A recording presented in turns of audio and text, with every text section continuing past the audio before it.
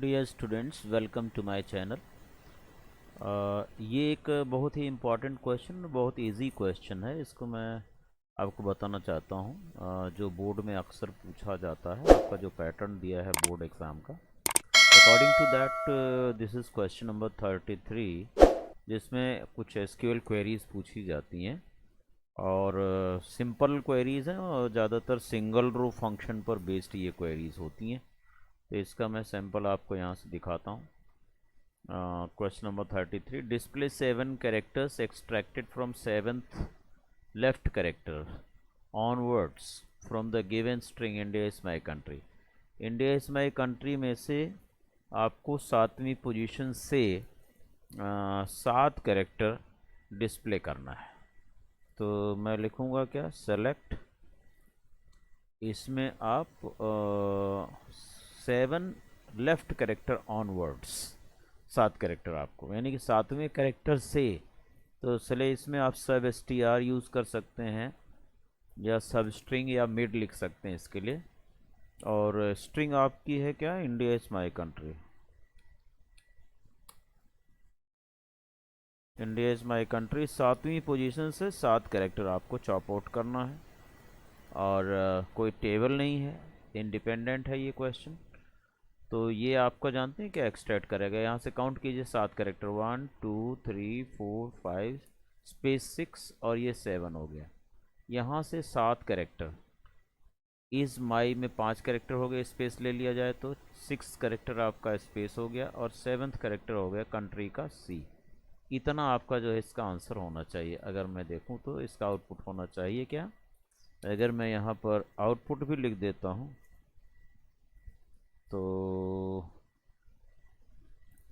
Output will be 7th character 5 6 7, यहाँ से 7वां character I से शुरू होता है, दैट विल बी इंक्लूडेड। तो ये हो जाएगा इज़ माई, 5 कैरेक्टर हो गए, स्पेस 6 और कंट्री का सी। इतना इसका आंसर होना चाहिए। This is the answer to this question, right. इसी तरह से आपका नेक्स्ट क्वेश्चन जो है, next answer, display the position of count in the string India is my country. ये काउंट किस पोजीशन से, where is the occurrence of count. यहाँ पर 5 कैरेक्टर्स 6 7 8 9 10 11 12 13 13 आना चाहिए काउंट की पोजीशन सी, जहाँ से शुरू होती है। तो इसके लिए आपकी कमांड बन जाएगी, select in str function you have to use in str of again the same string. Let us copy it from there. in str big string आपने लिख दिया जिसमें सर्च करना है। और क्या सर्च करना है, you have to search count. तो इन्वर्टेड कॉमा में मैंने लिख दिया count. Here it is not case sensitive. अब काउंट कहाँ पर आएगा, 1 2 3 4 5 6 7 8 9 10 11 12 13th पोजीशन। तो इट्स आउटपुट विल बी 13। इसका आउटपुट आपका हो जाएगा, मैं आउटपुट भी दे रहा हूँ, ऑल दो output is not being asked in the paper, केवल आपको बताने के लिए मैं आउटपुट दे रहा हूँ यहाँ पर, ठीक है। क्वेश्चन में आपसे केवल ये पूछा गया है, कमांड्स पूछी गई हैं, ठीक है। This command have been asked, query select query has been asked. यहाँ देखिए, round off the value, this value has to be rounded off up to 2 decimal places. तो आप इसमें यूज़ करेंगे round function sorry, round 78.779 comma 2, simply ये command हो जाएगी।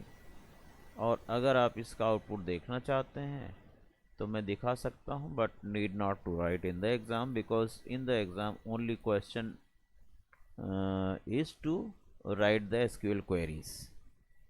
तो इसलिए आपको आउटपुट नहीं लिखना है। आउटपुट क्या आएगा वो मैं बता देता हूँ आपको, 78.77।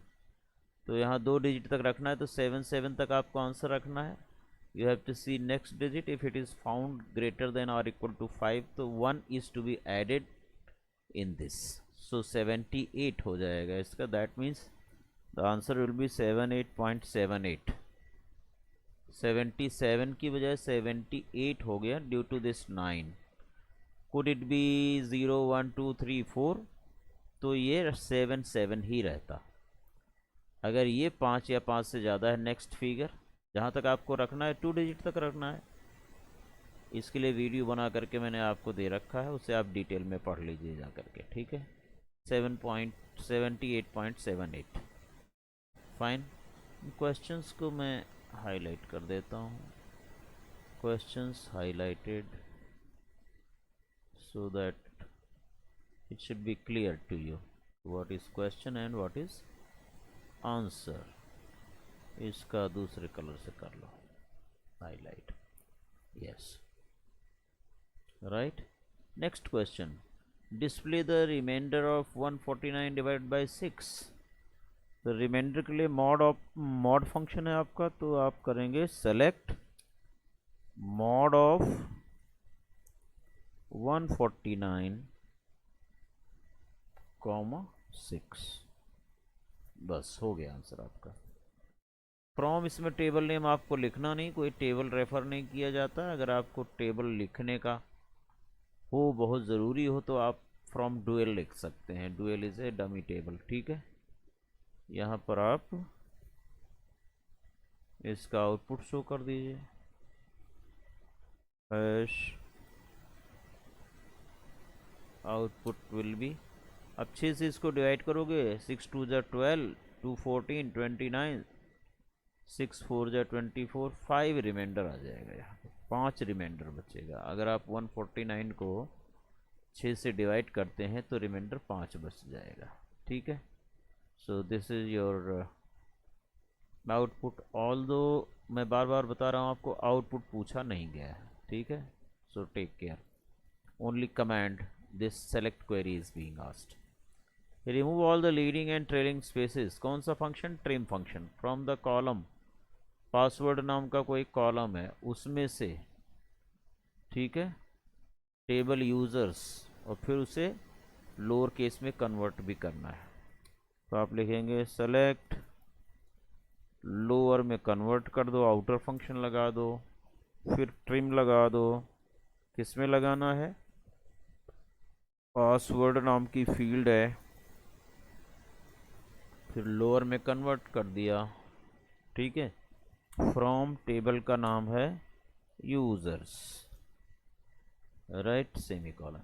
This is the command. Since users table is not given completely, उसका डाटा सेट पता नहीं है, इसलिए इसका हम आउटपुट लिख नहीं पा रहे हैं. क्या करेगा?